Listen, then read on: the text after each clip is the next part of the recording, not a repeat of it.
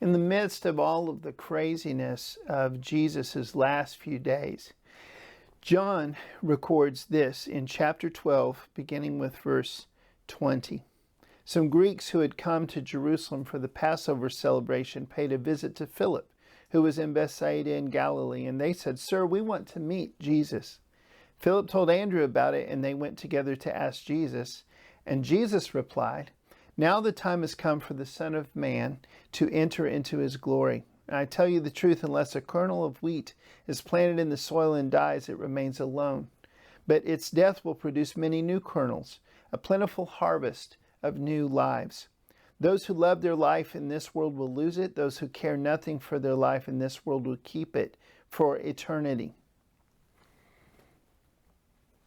One of the crazy things that we miss sometimes that Jesus did, it seemed crazy to them then, but it seems so normal to us now we don't even notice.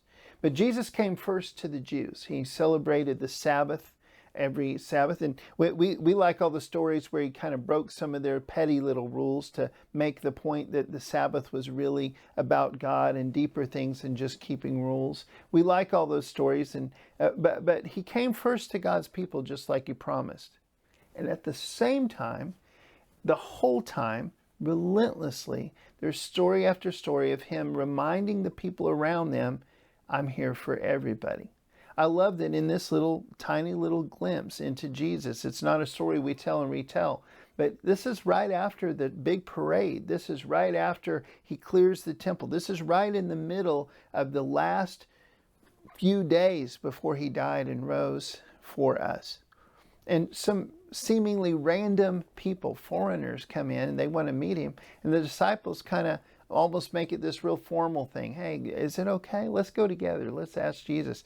Jesus doesn't even blink. Jesus just talks to them and welcomes them and shares this truth, this deep truth that if he doesn't die, it's not going to be able to produce the fruit in this world that God wanted to happen.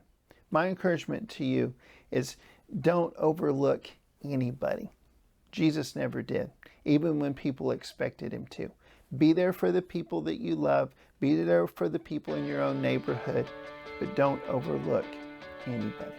God bless you.